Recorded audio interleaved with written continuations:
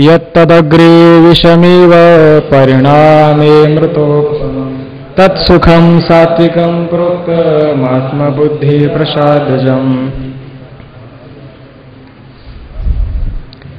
कलावज्ञजीवोधरार्थावतारं कलङ्काङ्कतेजोदिकामोदिवक्त्रं खलानिशवादापनोदारदक्षं समाधिस्थमूर्तिं भजे ज्ञानदेवम्.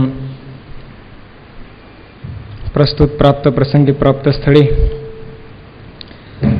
भगवान श्री ज्ञानोबरायांच्या दरबारामध्ये तसेच महाराजांच्या आज्ञेनं माझ्या वाट्याला आलेली ही सेवा.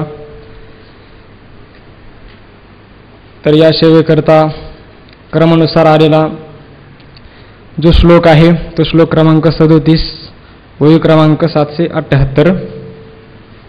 मागे असा विषय चालू होता की भगवान परमात्म्याने प्रतिज्ञा केली की मी 3 प्रकारचं सुख तुला सांगणार आहे.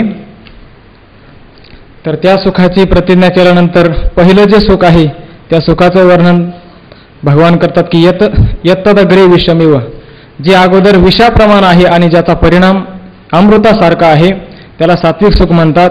की जे आत्म्याच्या ठिकाणी बुद्धी स्थिर केली असता ते सुख आपल्याला प्राप्त होतं. आता ज्ञानोबराय काय बोलतात त्यावर वर्णन करतात. आता चंदनाचे बुड सर्पे जैसे द्वार का निधानाचे तोंड विवसिया. आता म्हणजे आता प्रस्तुत जो विषय चालू आहे असे पहा की ज्ञानोबराय अगोदर दृष्टांत देतात. चंदनाचे बुड जैसे सर्पे द्वार का निधानाचे तोंड विवसिया. ज्याप्रमाणे चंदनाचं जो वृक्ष आहे त्या वृक्षाच्या ठिकाणी असणारा जो सुगंध आहे त्या सुगंधाच्या लोभानं सर्प काय करतात तर त्याला वेटाळा घालून बसतात. मग त्या ठिकाणी चंदनाची जर प्राप्ती करायची असेल तर ते जे त्या चंदनाची प्राप्ती करत असताना त्या सर्पाची निवृत्ती करावी लागते, त्यानंतरच आपल्याला चंदनाची प्राप्ती होते. किंवा का निधानाचे तोंड विवशिया, जे निधानाचे तोंड विवशिया, ज्याप्रमाणे एखादा ठेवा असावा आणि त्या ठेव्यावर एखादं पिशाच्य असावं, मग ते पिशाच्य निवृत्ती केल्या वाचून तो आपल्याला ठेवा प्राप्त होऊ शकत नाही. पुढे आणखी ज्ञानोबराय उदाहरण देतात. आगा स्वर्गीचे गोमटे आडवयाग संकटे का बाळपण दासटे त्रास काळे. आगा, अरे अर्जुना, स्वर्गीचे गोमटे याग संकटे आडव, स्वर्गामध्ये जे काही भोग आहेत ते वास्तविकता गोमटे आहेत, खूप सुंदर अशा प्रकारचे आहेत. परंतु त्या भोगापर्यंत जाण्याकरिता अगोदर याग म्हणजे यज्ञाधिक जे साधनं आहेत ते जर यथाविधी नाही केले तर त्या स्वर्गाची आपल्याला प्राप्ती होऊ शकत नाही. किंवा का त्रास काळे बाळपण दासटे, किंवा म्हटले ज्याप्रमाणे लहान मुलं असणारं त्या मुलाला लहान वयामध्ये ज्यावेळेस त्याचा नुकताच जन्म झालेला असतो आणि तो एकुलता एक असणारा बालक, त्याची आई मरण पावलेली असावी, मग त्या बालकाला जसं काही रोगाधिक पीडा होते किंवा त्याच्या ठिकाणी जी पराधीनता असते किंवा अजाणतेपणा असतो, या सर्व 3 गोष्टीमुळे काय होतं त्या बाळाला त्या अवस्थेमध्ये खूप त्रास सहन करावा लागतो. किंवा ज्ञानोबराय पुढे बोलतात. हे या सोदीपाची सिद्धी अवघड धूम आधी ना तरी तो औषधी जिभेचा ठाऊ. हे असो म्हणले किती सांगू, दीपाची सिद्धी आधी धूम अवघड. हे असं म्हणले ज्यावेळेस आपल्याला दिव्याची प्राप्ती करायची आहे, मग दिव्याची प्राप्ती करत असताना तो जो दीप आपल्याला मिळवायचा आहे तर अगोदर त्या धुराचा त्रास आपल्याला सहन करावा लागतो ना तरी म्हणले. किंवा औषधी जिभेचा ठाऊ, एखादी जर औषधी जर घेतली तर जिभेच्या अग्रभागी ते औषध घेतल्यानंतर आपल्याला कडवट लागतं, त्याप्रमाणे हे सुख आहे. पुढे ज्ञानोबराय म्हणतात की तया परी पांडवा जया सुखाचा रेगावा विषमतेथ मिळावा यमदमांचा. तया परी त्याप्रमाणे हे पांडवा नाम अर्जुना जया सुखाच्या ठाई रेगावा, ज्या सुखाची प्राप्ती करत असताना यमदमांचा तेथ विषम मिळावा. तर जे सुख प्राप्त करत असताना ज्या सुखाच्या प्राप्तीकरिता अगोदर काय आहे म्हटले तर यमदमांचा विषम मिळावा. यमदम म्हणजेच मनाधिक मन आधी इंद्रिय, मनाचा निग्रह इंद्रियांचा निग्रह हे जसं विषम आहेत म्हणजे हे जसं कठीण आहे त्यांचा निग्रह केल्याशिवाय त्या सुखापर्यंत आपल्याला पोहोचता येत नाही. म्हणून अशा प्रकारचं सुख अवघड अशा मार्गाच्या द्वारा ते सुख आपल्याला संपादन करायचंय. आणखी त्या सुख संपादनाकरता काय करायचं ते ज्ञानोबा पुढे बोलतात. देत सर्व स्नेहा मिठी अंगी आईसे वैराग्य उठे स्वर्ग संसारा काठी काढितची. सर्व स्नेहा मिठी देत आईसे अंगी वैराग्य उठी स्वर्ग संसारा काठी काढितची. जे सुख संपादन करत असताना जे विषय भोग आहेत ते त्यांचा सर्व आत्यंतिक अशा प्रकारची त्यांची निवृत्ती करावी लागते आणि त्यानंतरच ते वैराग्य निर्माण होतं. आणि त्या वैराग्याच्या द्वारा ऐहिक आणि पारलौकिक जे भोग आहेत म्हणजेच ते ऐहिक आणि पारलौकिक जे कुंपण आहे ते कुंपण बाजूला सारून नंतर त्या वैराग्याच्या द्वारा त्या सुखापर्यंत पोहोचता येतं. म्हणजे आणखी मग ते जे सुख आहे ते सुख संपादन करत असताना कोणकोणत्या प्रकारचा त्या साधकाला त्रास होतो ते ज्ञानोबा पुढच्या वेळेत सांगतात. विवेक श्रवणे खरपुषे जेथ व्रता चरणे कर्कशे करिता जाती भोकशे बुद्ध्यादिकांचे. विवेक श्रवणे खरपुषे. विवेक श्रवण करत असताना खरपुषे म्हणजेच अतिशय वृक्ष विषय अतिशय समजायला कठीण की ज्या विवेकाची व्याख्या करत असताना विचारसागरामध्ये सुंदर दिलेले आहे की अनात्म जे काही आत्मव्यतिरिक्त जे पदार्थ आहेत ते सर्व चंचल विनाशी आहेत आणि त्याच्या विरुद्ध जो काही अविनाशी जे तत्व आहे अशा प्रकारचा जो विचार करणं त्याला म्हणायचं विवेक. आणि जे श्रवण आहे त्या श्रवणाविषयी की वेदांत वाक्याचा जो तात्पर्य निश्चय त्याला श्रवण म्हणतात. मग हे करत असताना खरपुषे म्हणजेच अतिशय वृक्ष अशा प्रकारचा आहे. कारण वेदांताचा पाठ 1 तास जर आपण ऐकला तरी सुद्धा कसं तरी आपल्याला होतं. आमचा तर पाठ एक दिवस असा चालला की 9 ते 12 सर्वांना कळलेच नाही झाली किती वेळ, कोणालाही अगदी आठवण नव्हतं की वेळ किती झालेला आहे. मग अशा प्रकारचं श्रवण ते करत असताना खूप अशा प्रकारचा त्रास आहे. पुढे ज्ञानोबा बोलतात जे व्रताचरणे कर्कशे. ज्या ठिकाणी म्हणले त्या सुखाला प्राप्त करत असताना व्रताचरणे कर्कशे अनेक प्रकारचं अनुष्ठान आहे. त्या अनुष्ठानामध्ये कृच्छ्र असेल, चांद्रायण व्रत असेल, एकादशी असेल, सोमवार असेल, आणखी जे काय मनन निधिध्यासन विचारसागरातील सर्व जे अनुष्ठान असेल ते अनुष्ठान करत असताना अतिशय कर्कश अशा प्रकारची कठीण ते साधनं आहेत. करिता जाती भोकशे बुद्ध्याधिकांची. बुद्धीलाच काय म्हणले मन बुद्धी जे काय आहेत तेच सर्व असणारे अंतकरण चतुष्टय असणारे जे बुद्ध्याधिक आहेत करिता जाती भोकशे म्हणजे बुद्धीला सुद्धा त्या ठिकाणी त्या बुद्धीचे भोक्षे निघतात. म्हणजे त्या बुद्धीला अतिशय कठीणता प्राप्त होते. तिला कोणत्या प्रकारचं तिला विश्रांती मिळत नाही, एकदम खिळखिळी होऊन जाते. बरं म्हणले हा मार्ग नाही पण दुसरा आम्ही समाधीचा मार्ग करू, समाधीच्या मार्गाचं अनुष्ठान करू. तर त्याचं वर्णन आपण 6व्या अध्यायात पाहिलेलं आहे. मग त्याच्या मागे जर वळायचं झालं तर ज्ञानोबा म्हणतात त्याच्यामध्ये असं आहे सुरुवातीलाच एवढं भारी दुःख आहे त्याचं वर्णन करतात. सुषुम्नेचे नितोंडे गिळजे प्राणापानाचे लोंढे बोहनेशीच एवढे भारी जेथ. सुषुम्नेचे नितोंडे प्राणापानाचे लोंढे गिळजे बोहिनेशेची एवढे जेथ भारी. ज्ञानोबा बोलतात की जी सुषुम्ना नावाची जी नाडी आहे त्या नाडीच्या द्वारा प्राणापानाचे लोंढे गिळीजे म्हणजे प्राण आणि अपान हे जे 2 वायू आहेत त्या वायूंना काय करावं लागतं, गिळून घ्यावं लागतं. हे वायू घेऊन घेत असताना ही काही साधारण गोष्ट नाही. कारण जावे त्याच्या वंशा तेव्हाकडे हा योगाचा अभ्यास आहे. हा योगाचा अभ्यास करत असताना त्याला जे काही त्रास होतात ते त्याला जाऊन विचारलं पाहिजे. ज्ञानोबा म्हणतात की सुरुवातीलाच एवढं भारी म्हणजे जसं बहुनी हा शब्द या ठिकाणी आलेला आहे तर बहुनी शब्दाचं अपभ्रष्टित रूप झालं की बहुनी म्हणजे सुरुवातीलाच प्रारंभीच जे अतिशय कठीण आहे. मग त्या विषयापासून त्या इंद्रियांची ताटातूट करत असताना कोणत्या प्रकारचा त्रास होतो ते ज्ञानोबा पुढं 2 ओळ्यांमध्ये त्याचं वर्णन करतात. जे सारसा ही विघडता होय उहावने वत्स काढिता ना धनंगु दौडिता भानया वरुणी. जे सारसाही विघडता होय उहावने वत्स काढिता होय ना धनंगु भान्यावरुणी दौडिता होय. ज्ञानोबा म्हणतात की जे सारसाही विघडता होय. सारस म्हणजे तो चक्रवाक नावाचा पक्षी आहे ना, त्या जोडप्याचा ज्यावेळेस वियोग होतो त्यावेळेस त्यांना किती दुःख होतं. किंवा पुढे बोलतात ज्ञानोबा उहावने वत्स काढिता म्हणजे एखादी व्यालेली गाय आहे आणि त्या गायीपासून त्या गायीची आणि वासराची ताटातूट केली जाते त्यावेळेस त्या वासराला किती दुःख होतं.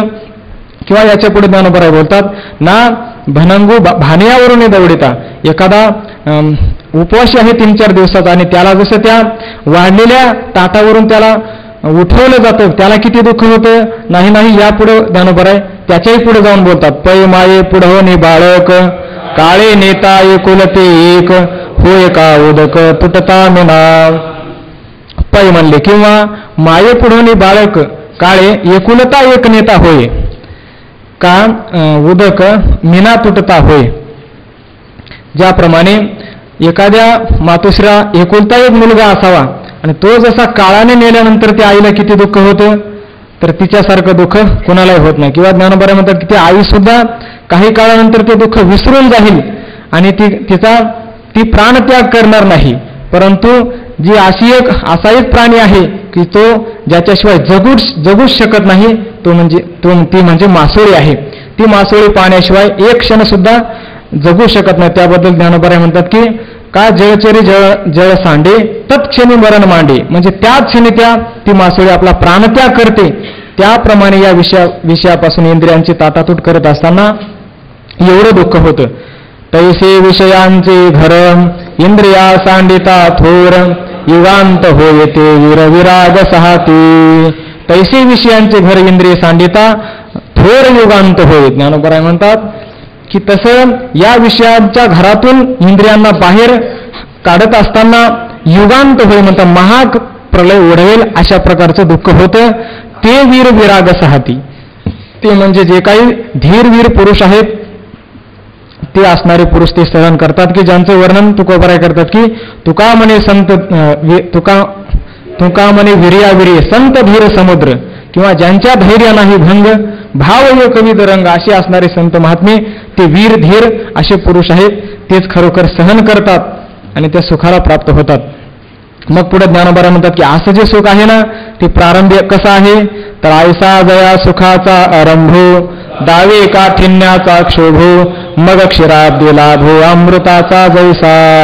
आयसा जया सुखाचा आरंभो काठिन्याचा क्षोभो दावे, असं जे सुख आहे कसं आहे, प्रारंभीच अतिशय कठीण आहे, दुःखकारक आहे, परंतु नंतर काय आहे का, तर मग म्हणतात की मग अमृताचा वैसा क्षीराब्दी लाभो. त्यानंतर म्हणजे अगोदर दुःखकारक आहे परंतु त्याचा परिणाम जो आहे तो अमृताचा जैसा क्षीराब्दी, ज्याप्रमाणे एखाद्याला अमृताचा क्षीराब्दीच प्राप्त व्हावा त्याप्रमाणे हे सुख आहे. मग ते सुख प्राप्त होत असताना त्याची जी प्रक्रिया आहे त्याविषयी ज्ञानोबा एक रूपक करतात पुढच्या वेळी. पहिलिया वैराग्य गरळा धैर्य शंभू ओढवे गळा तरी ज्ञानामृते सोहळा पाहिजे थे. ज्ञानोबा या ठिकाणी रूपक करतात की ज्याप्रमाणे त्या समुद्र मंथनामध्ये ज्यावेळेस पहिल्यांदा मंथन सुरू केल्यानंतर सुरुवातीला अगोदर विष बाहेर आलं आणि ते विष प्राशन करण्याकरता कुणीही तयार नाही, त्यावेळेस भगवान शंकराने ते विष आपल्या कंठात धारण केलं. त्याप्रमाणे या साधकांनी अगोदर वैराग्य उत्पन्न झाल्यानंतर पहिल्या वैराग्य गरळ, अगोदर वैराग्य धैर्य शंभू धैर्यरूपी असणारा हाच कोणी भगवान शंकर, त्यांनी हे वैराग्यरूपी असणारं जे विष आहे ते विष आपल्या कंठामध्ये धारण केलं. तरी ज्ञानामृत सोहळा पाहिजे ते, आणि त्यानंतरच काय होतो तर ज्ञानामृत नावाचा सोहळा जसा त्या देवतादिकांना भोगायला मिळाला त्याप्रमाणेच या ठिकाणी त्या साधकाला ज्ञानामृत सोहळा भोगायला मिळतो. आणखी त्याचं वर्णन ज्ञानोबा पुढच्या वेळीत करतात. पै कोलिता हे कोपे ऐसे द्राक्षांचे हिरवेपण असे ते परिपाके का जैसे माधुर्या ते. पै कोलिता ही कोपे ऐसे द्राक्षाचे हिरवेपण असे ते परिपाके का जैसे माधुर्य आते. ज्याप्रमाणे कोलिता ही कोपे म्हणजे एखादा विस्तव असावा आणि त्या विस्तवाला जर आपण स्पर्श केला बरोबर तो विस्तव काय करतो, आपल्याला चटका दिल्याशिवाय राहत नाही. त्याप्रमाणे हे द्राक्षरूपी असणारं जे फळ आहे ना तर ते फळ हिरवेपण इतकं आंबट असतं की ते जीवेवर ठेवल्यानंतर लगेच त्याचा विस्तवाप्रमाणे ते जहाल त्या जीवेला त्रास करतं. असं असणारं जे सुख आहे ते परिपाकिका जैसे माधुर्य ते, परंतु त्या असं द्राक्ष सुरुवातीला त्या हिरवेपणामध्ये इतकं दुःखकारक आहे, परंतु त्याचा परिणाम ज्यावेळेस ते परिपक्व दशेत येतं त्यावेळेस ते माधुर्य म्हणजे अतिशय मधुरता त्याच्या ठिकाणी त्याला प्राप्त होते. त्याप्रमाणे हे असणारं सात्विक जे सुख आहे ते अगोदर या द्राक्षाप्रमाणे हिरवेपणाप्रमाणे आहे, नंतर परिणाम मात्र अमृतासारखा आहे. ते वैराग्यादिक तैसे पिकले आत्मप्रकाशे मग वैराग्यशी नाशी अविद्या जात. ते वैराग्यादिक आत्मप्रकाशे पिकलिया तैसे मग वैराग्यशी अविद्या मग अविद्या जात वैराग्यनिशी नाशी. ज्ञानोबराय बोलतात की असे असणारे जे वैराग्यातिक जी साधना आहे ना ती आत्मप्रकाशे पिकलिया म्हणजे परिपक्व दशेला आत्मरूपी सूर्यप्रकाशाने ती जर ज्यावेळेस परिपक्व होईल त्यावेळेस काय होतं तर अविद्या जात वैराग्यनिशीही नाशे. म्हणजे ते जे वैराग्य काय करतं ज्यावेळेस आत्मप्रकाश होतो त्यावेळेस अविद्येसहित त्या वैराग्याचा सुद्धाही नाश होतो. म्हणजे ते वैराग्य स्वतः ते निघून जातो. जसं यानंतर 18व्या अध्यायामध्ये पुढे वेळी येणार आहे की वैराग्याचे अंग गाढवे तो हळूची ठेव म्हणजे वैराग्यरूपी असणारे जे शस्त्र आहेत तो काय करतो हळूच त्याचा त्याग करतो. त्याप्रमाणे आत्मप्रकाश रूपी एकदा सूर्य उगवल्यानंतर हे वैराग्यातिक निघून जातात. त्याच्याकरता पुढं ज्ञानोबा दृष्टांत देतात. तेव्हा सागरी गंगा जैसे अद्वयानंदाच्या पैशी खाणे उघडे. तेव्हा काय होतं तर जैसी सागरी गंगा मिनल्या तैसी आत्मबुद्धी मिनल्या अद्वयानंदाचे खाणे अपैशी उघडे. तेव्हा काय होतं तर ज्याप्रमाणे गंगा सागरी मिनलिया ज्याप्रमाणे गंगा ज्यावेळेस समुद्राला मिळते त्यावेळेस मिळाल्यानंतर ती वेगळी राहते का तर नाही. तुका म्हणे गंगा सागर संगमी अवघ्या झाल्यावर मी एकमय. तुकोबराय जसं म्हणतात की ती गंगा या नावाने शिल्लक राहत नाही समुद्रमय एकमय होऊन जाते. त्याप्रमाणे ही जी बुद्धी आहे ना आत्मी म्हणल्यानंतर ती आत्मस्वरूपाकार होऊन जाते आणि पुन्हा काय होतं तर अद्वयानंदाची खाणी अपैशी उघडे. अगदी सहज अद्वयरूपी असणारा जो आनंद आहे त्या आनंदाची खाणी उघडते. असं असणारं जे वैराग्य ते वैराग्यच त्या अनुभवापर्यंत पोहोचवायला मूळ कारण आहे ते ज्ञानोबा पुढच्या वेळी सांगतात. ऐसे स्वानुभव विश्रामे वैराग्यमुळे जे परिणमे ते सात्विके नामे बोले जे सुख. असं जे स्वानुभव विश्राम असणारं जे सुख आहे ते जे वैराग्यमुळं स्वानुभव विश्रामे परिणमे असं जे वैराग्य आहे त्या वैराग्याच्या द्वारा तो आत्मानुभवाला प्राप्त होतो त्यालाच खरं तेने सात्विक येणे नामे बोली जे सुख तेच असं सात्विक सुख आहे. आता पुढे ज्ञानोबराय जे राजस सुख आहे त्या राजस सुखाचं भगवान आता वर्णन करतात. विषयेंद्रिय संयोगात तदग्रे मृतोपमं परिणामे विषमिव तत्सुखम राजसं स्मृतम. विषयेंद्रिय संयोगात यत्तदग्रे अमृतोपमं परिणामे विषम इव तत्सुखम राजसं स्मृतम. भगवान म्हणतात की आता जे राजस सुख आहे ना ते कसं आहे ज्यावेळेस विषय आणि इंद्रियांचा संयोग होतो आणि त्या संयोगानंतर जे सुरुवातीला अमृतासारखं आहे परंतु त्याचा जो परिणाम आहे तो विषमयुव म्हणजे खरं ते विषच आहे. आता ज्ञानोबराय काय बोलतात पहा. आणि विषयेंद्रिया मेळ होता धनंजया जे सुख जाय थडिया सांडून दोन्ही. आणि विषयेंद्रिया मेळ हे धनंजया आणि विषयेंद्रिया मेळ होता जे सुख दोन्ही थडिया सांडून जाय. ज्यावेळेस विषय आणि इंद्रियांचा संयोग होतो त्यावेळेस काय होतं तर त्या ठिकाणी ज्याप्रमाणे एखादी नदी भरून वहावी दुथडी भरून नदी ज्याप्रमाणे वाहते त्याप्रमाणे हे सुख म्हणले दोन्ही थडी भरून वाहतं असं जे सुख आहे. पुढे ज्ञानोबराय त्याकरता दृष्टांत देतात. अधिकार्या रिगता गाओ होय जैसा उत्साहो कारिणावरे विवाहो विस्तारिला. जैसा अधिकारी गावो रेगता उत्साह होय का रिनावरी विवाहो विस्तारिला. ज्ञानोबराय म्हणतात की एखादा अधिकारी महान एखादा सरकारी साहेब एखादा गावी यावा मग तो गावात आल्यानंतर काय होतं तर उत्साह होय, अनेक प्रकारच्या त्याच्या समारंभाची त्याच्या स्वागताकरता अनेक प्रकारचे कार्य केले जातात, सर्व कार्यकर्ते धावून येतात आणि त्याचा सर्व लवाजमा सर्वच काही त्याचं स्वागत त्याला जसं आवडेल तसं स्वागत करतात. परंतु तोच अधिकारी एकदा जर निघून गेला नंतर मग लगेच म्हणतात की आता हिशोबाची वही काढा, कोणाचा काय खर्च झालेला आहे ते आता लगेच पाहायचं. म्हणजेच अगोदर सुरुवातीला एवढा आनंद होतो की बस आता फक्त स्वर्गातच जायचं त्यांना राहतं. पुढे ज्ञानोबराय म्हणतात की का ऋणावरी विवाह विस्तारेला, एखादा प्रतिष्ठित पर मध्यम वर्गातील पुरुष आहे, मग त्याच्या ठिकाणी त्याला जसं आपल्या संपत्तीचा म्हणजे थोडक्यात राजस पुरुष घ्या की त्याच्या ठिकाणी अतिशय अभिमान गर्व असतो की माझ्यासारखा कोणीही नाही. मग तो जसा एखादा त्याच्या घरी जर विवाह असेल त्या विवाहामध्ये काय करतो, दुसऱ्याकडून कर्ज घेऊन तो विवाह संपादन करतो आणि नंतर ते कर्ज फेडत असताना त्याला किती दुःख होतं जावे त्याच्या वंश तेव्हा कळेल. पुढे ज्ञानोबराय उदाहरण देतात, नाना रोग या जिभेपासे केळे रोग साखरेसे का बचनागाची जैसी मधुरता.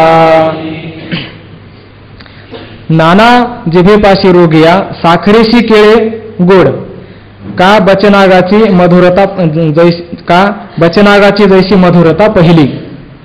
ज्ञानोबराय म्हणतात की अथवा रोगिया जिभेपाशी साखरेशी केळी गोड, एखादा रोगी असावा ज्याला मधुमेह झालेला असावा, तो मधुमेह झालेला जो रोगी आहे त्या रोग्याला गोड खायला खूप आवडतं. मग त्याला ज्ञानोबराय म्हणतात नुसती साखर दिली नाही तर साखरेबरोबर केळीही दिली, मग असा म्हणजे दोन्ही गोड पदार्थ दिले. मग ते गोड पदार्थ सुरुवातीला त्याला अतिशय आनंद होतो, परंतु त्याचा परिणाम काय होतं तर नंतर त्याला जे रोगाचं दुःख त्याचं आणखी वाढतं. त्याप्रमाणे हे सुख आहे. किंवा का बचनागाची मधुरता पहिली जैसी, ज्याप्रमाणे बचनाग नावाची जी वनस्पती आहे ती वनस्पती अगोदर तिचं जर सेवन केलं तर काय होतं तर पहिली मधुरता म्हणजे अगोदर सुरुवातीला ती सुखकारक आहे म्हणजे गोड लागते, परंतु तिचा जो परिणाम आहे तर ती आणती काय करते त्या मनुष्याला त्याचा मृत्यू ओढवून आणल्याशिवाय राहत नाही. पुढे ज्ञानोबराय बोलतात की पहिले समचोराचे मैत्र हाट भेटीचे कलत्र का लाघव्याचे सूत्र विनोदजे. आता पुढे ज्ञानोबराय एकाच वेळीमध्ये 3 दृष्टांत देतात. पहिले समचोराचे मैत्र हाट भेटीचे कलत्र का लाघव्याचे विनोद विचित्रते. पहिले ज्ञानोबराय म्हणतात की अगोदर जो मित्र असतो म्हणले आणि नंतर काय होतो तर सर्व आपला नाश करतो, असा जो समचोर आहे त्या समचोराचं वर्णन ज्ञानोबरायने 3ऱ्या अध्यायामध्ये केलेलं आहे की ज्याप्रमाणे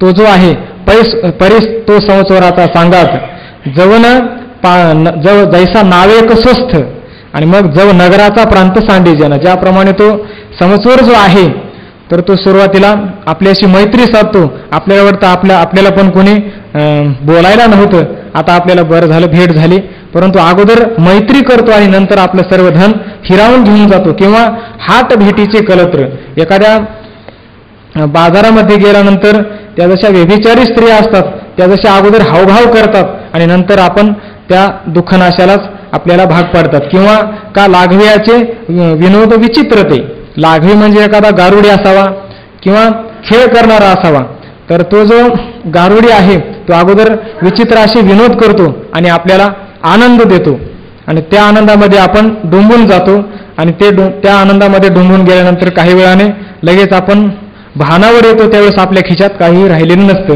म्हणजे त्यावेळेस त्याला किती दुःख होतं त्याप्रमाणे आहे.